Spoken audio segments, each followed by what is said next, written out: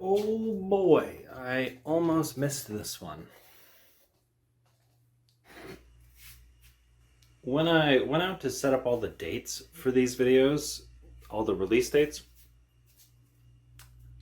patterns started to show up where I would notice, oh wow, July has like 30% of all of my releases. That's kind of fucking weird. And then some days, like July 14th specifically, has 3 of my releases in it. So I found that entirely interesting in its own right. However, generally speaking, the releases are just all over the place, which led to me realizing at the very last minute that the next release was only 2 weeks away from the last video. It's a pretty important release for me personally, and it's not a bad release. I know that the tape delay video takes a little bit of situational appreciation, I think. This one, maybe not so much. And we'll get to why that is a little bit later, but I'm actually pretty happy to be doing this video today. Anyway, enough hoopla, let's just get into it.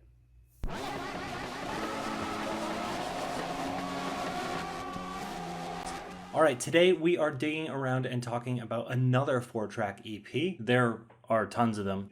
These are all just things. This one was released 6 years ago today, September 12th, 2015. So a little backstory here. In 2014, I recorded a little off-the-cuff EP called Drums, Guitar, Bass, Vocals, Keys, which was made up of 8 spontaneously written and recorded songs. After completing and releasing it a few days later, there was a real sense of accomplishment and surprise about how good I felt about it, especially considering how easily everything came together. No planning, no writing anything down really, just out it goes. Just hit record and see what comes out. So a month after that, I did it again. In January of 2015, I released the second of what would eventually be 17 off-the-cuff EPs throughout 2015. Not all of it was great, but for me personally, I was very proud to have achieved it. And honestly, it could not have happened at a better time. I was going through something that was incredibly difficult, and writing and recording and performing those songs throughout 2015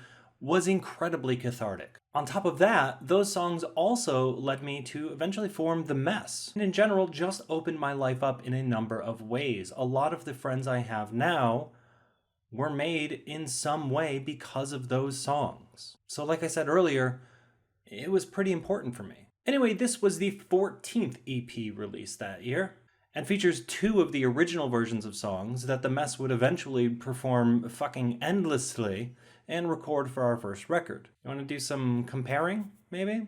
Anyway, according to the notes on my Bandcamp page, right there, 3 of the songs were recorded on September 11th of 2015 between 3 p.m. and 6 p.m. And the other 3 were written on September 12th of 2015 between 2 p.m. and 4 p.m. The recording setup was as follows. A room mic was set up in the first channel of the 4-track to catch me singing, playing guitar, and stomping my kick drum, followed by a series of overdubs, bass, another guitar, and keyboards, I think. Organs, maybe. We'll get there. The process was pretty much my standard for writing and recording at that point, and for a number of years, including occasionally today still. I may have mentioned it in the first episode of this series, but off-the-cuff songwriting is always the easiest for me because I'm not thinking about what people are hearing. I'm just thinking about what I need to say. Anyway, the first 2 tracks on the EP were written back to back. And knowing what they eventually become, man, I must have been having a real moment at the time. I really wish I could have another one of those. First up, the opening track, Maybe It's Not So Bad.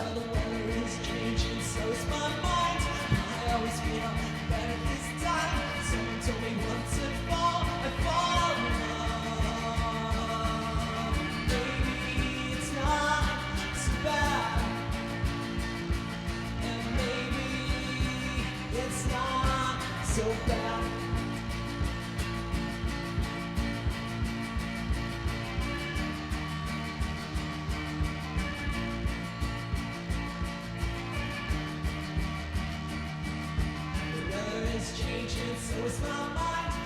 There are a number of moments on this EP where a little optimism pops up, and this track certainly showcases that. I had this clunky old fat organ in my house at the time, so damn near everything I was recording had these wonky little organ parts. But at the same time, I feel like it really works here. The song is about, well, a long time ago, someone was making fun of me for always seeming to get into relationships in the autumn, and for whatever reason, that moment just stuck with me throughout the years. And at the time of this recording, I had recently been chatting up Elizabeth, my current partner of 6 years. So I was finding it all a little funny, because once again, it was true. And you know, as bleak as it had been, maybe my year was turning around at that point. Maybe it wasn't so bad. The song was also the first of 2 songs from this record that became mess songs, and I've decided against the comparing. The final episode of this series of 2021 will be, surprise, surprise, The Mess's first record. We'll do comparisons then. Up next we have the titular track, These Are All Just Things, written and recorded immediately after the last track.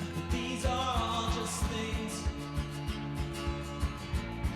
They don't mean anything. These are all just things. They don't mean anything. I'm alright now. I'm alright now. I'm alright now. I'm alright now. If you say it enough, I'll believe it.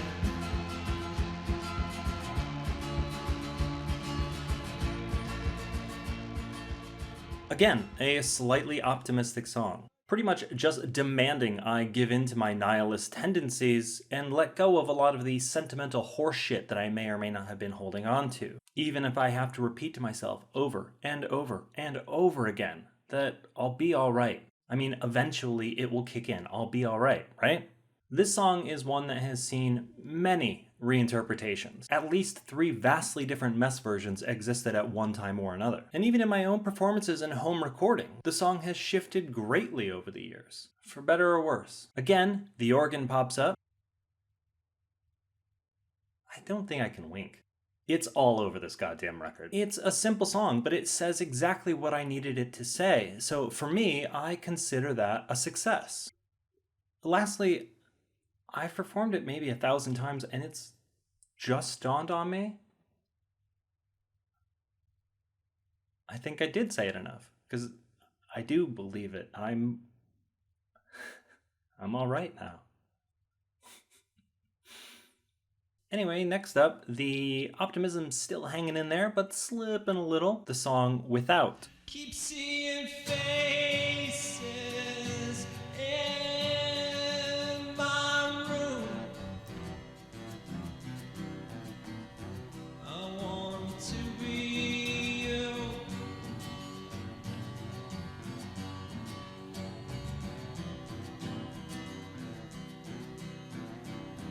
Keep hearing voices in my house too. None of them are you. No matter what I do, I know I'm better without you. No matter what I do, I know I'm better without you. So this song, again, dealing heavily with some darker shit that was going on at the time. It's about coming to terms with who I had become as a person and the way I was choosing to pass my time. But in retrospect, understanding that emotionally I was in a far better place than I had been prior. I had the freedom to make horrible decisions, to steer my own ship, fail on my own terms. It was often uncomfortable and empty and scary, but it was on my own terms, and that was a major improvement. As a final note, this song is hilariously out of time. Try to keep track, it just does whatever it wants. Moving on, we've got the track Shouldn't Be Worried, and in my opinion, it's kind of a cool one. I'm always thinking I'm gonna wind up alone.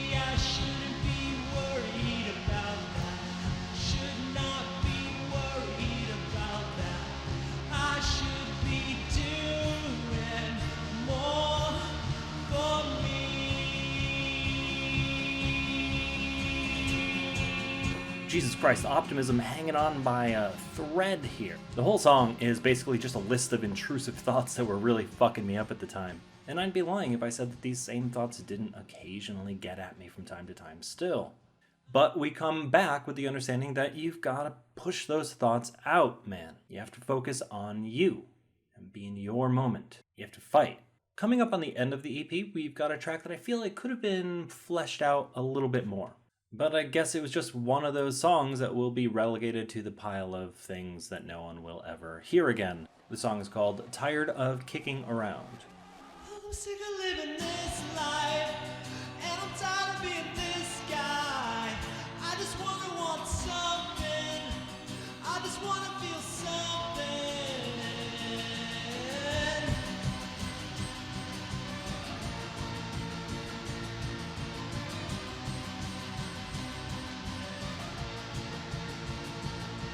And I'm tired of just kicking around.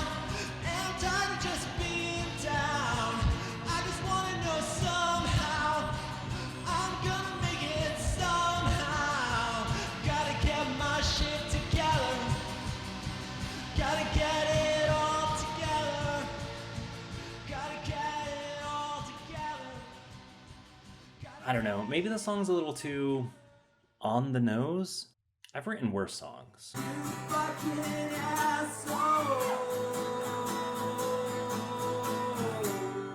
I really love the bouncing lead organ part, the real punchy 4/4. I don't think it's my worst vocal performance. That deep reverb that I was so fond of for like a year or so really pulls a lot of weight there though. But all in all, I think it's mostly a forgettable song, and after you finish this episode, that's probably the last time anyone's going to hear it. Do you ever think about when the last time someone will hear your music again? Ever? Or see your name on something you've created? When will the last time be that anyone ever thinks of you?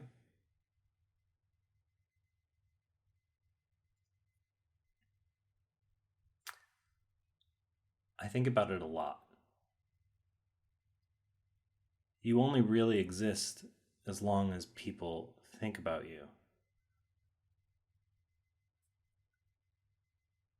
I have a great fear of non-existence.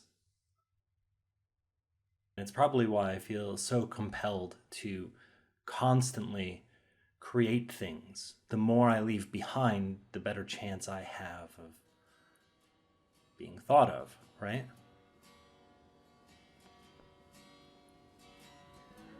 Finally, we hit the last track, Out There. There's no one out there. It's not in me.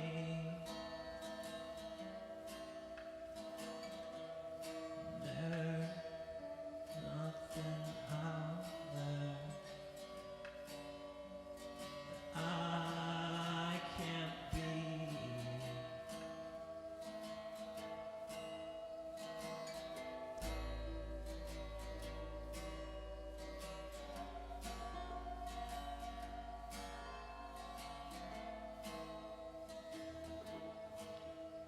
I don't need anything.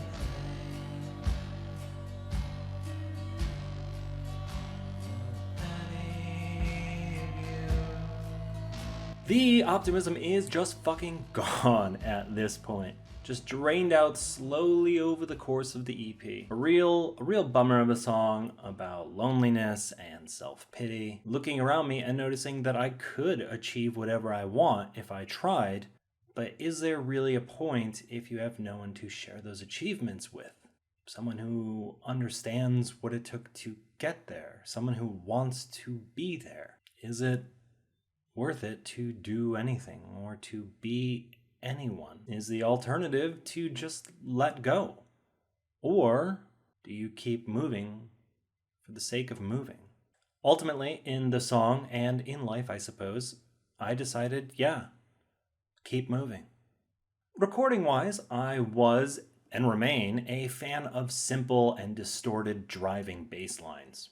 And this track features a real calm and understated, as far as my music goes, version of that, which I really like, though now listening back to it, maybe I could have gone a little harder on it. I have a lot of the original 4-track tapes still laying around, and I've been considering of doing sort of a remaster of whatever I have. Maybe for like the 10th anniversary, 2025. And hopefully I'll remember, hey Asa, knock that bass line up a few decibels. And that's the end of the EP. Like I said at the start, the EP was an important one for me, both emotionally and socially. A number of the songs here opened a few doors for me, albeit mostly in their later forms. The cover art is just a photograph of a painting on glass I did around that same time. The painting has since shattered, but at least I have this photo of it. The EP is available at my Bandcamp, again, right there. And a link will, of course, be in the description if you want to check it out further. And that's that. Thank you so much for hanging out. I hope you are enjoying this series. I'm really enjoying these little nostalgia trips, and I'm definitely going to keep it up for the foreseeable future. If there is a particular release you would like to see me cover in 2022, let me know so I can get it on the schedule. I've got all of 2021 fleshed out already. Anyway, like every episode, I've picked one of the lesser played songs to try to relearn and perform. So, of course, I'm going to play myself out. I've decided it's going to be I'm Tired of Kicking Around, the 5th track from the EP. Again, thank you so much for hanging out, and I'll see you next month.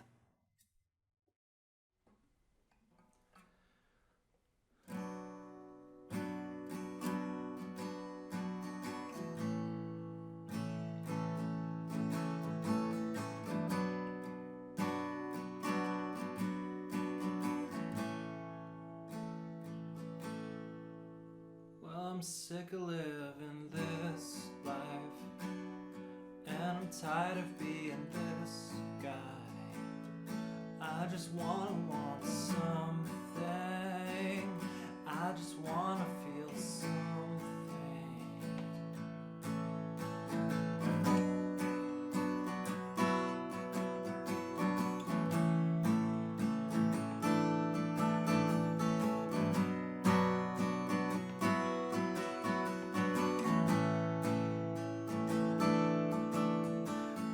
Tired of just kicking around, and I'm tired of just being down.